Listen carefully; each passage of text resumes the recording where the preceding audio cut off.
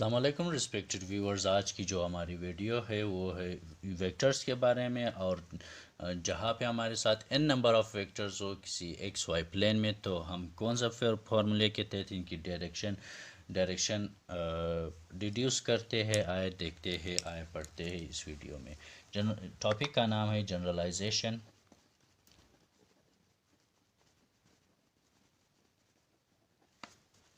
For n number means एक दो नहीं है, एक दो से ज़्यादा जो वेक्टर्स हैं और कोप्लेनर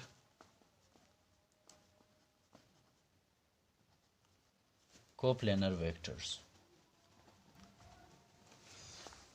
लेट अस कंसीडर, हमारे साथ जो है ना एक्स वाई प्लेन है। हम एक्स वाई प्लेन लेते हैं। एक्स वाई प्लेन में हमारे साथ जो ये एक्स हो गए, ये वाई हो गए, हमारे साथ वेक्टर्स जो है ना, एक वेक्टर हो गया, दो हो गए, तीन हो गए, चार हो गए, पाँच हो गए, और इसी तरह सो ऑन काफ़ी जाते हुए बढ़ जाती है।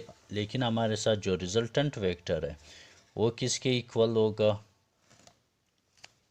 एफ ऑफ एन तक।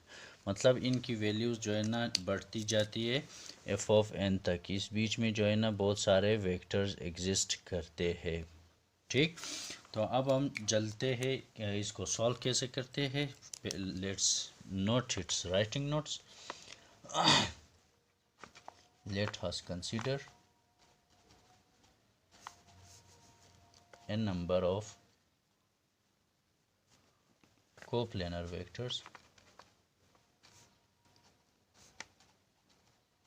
in xy plane in order to solve to get its direction for a resultant vector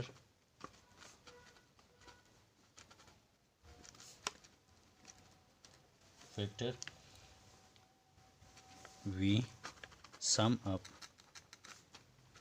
all the vectors both along x and y axis। इसका जो डायरेक्शन, रिजल्टेंट वेक्टर का डायरेक्शन डिटरमाइन करने के लिए हम sum up करते हैं x axis में जितने भी एक्स कंपोनेंट्स है उनको एक साथ ऐड करते हैं, और जितने वाई कंपोनेंट्स है उन्हें एक साथ ऐड करते हैं। So f of x is equal to f of 1 cos of theta 1, ये f of 1, f of 2, f of 3, f of 4 and so on f of n तक, plus f of 2 cos of theta 2, plus so on up to f of n cos of theta n.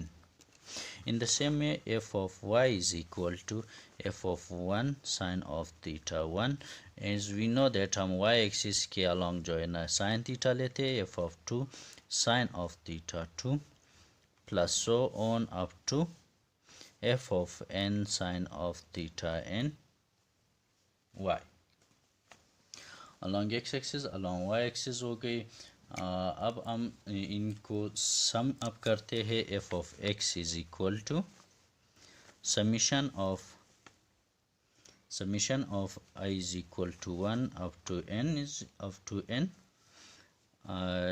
f of I cos of theta I, and in the same way f of y is equal to summation of I belongs to 1 up to n f of I sin of theta I। अब magnitude, इनका magnitude लिखने के लिए जो है ना हम apply करते हैं थ्योरम ऑफ पिथागोरियन थ्योरम अप्लाई करते हैं बाय अप्लाइंग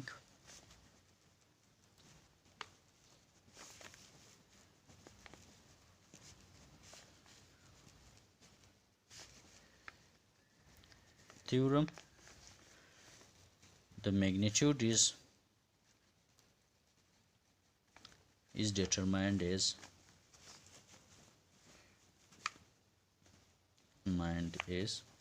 इसका जो मैग्नीट्यूड है वो हम ऐसे लिखते हैं summation of I up to 1 up to n f of I cos of theta I plus whole square plus summation of I is equal to 1 up to n f of I sin of theta I whole square, which is the magnitude of n number of vectors lying in xy plane और इनका जो direction है in resultant direction is direction of a vector is determined by is हम उसे tangent theta से denote करते हैं और उसका f of y divided by summation of f of x, which is equal to summation of f of I sin of theta I divided by summation of f of I cos of theta I. Equation A जो है ना वो magnitude से equation 1 से हम लोग magnitude of vectors n number of vectors का जो मैग्नीट्यूड है वो डिराइव करते हैं और इक्वेशन 2 से हम लोग डायरेक्शन ऑफ को प्लेनर n नंबर ऑफ को प्लेनर वेक्टर्स की जो डायरेक्शन है वो डिड्यूस कर सकते हैं. Respected hall, thank you so much for watching the video. Hopefully आपको समझने में आसानी होगी. Thank you so much for watching the video.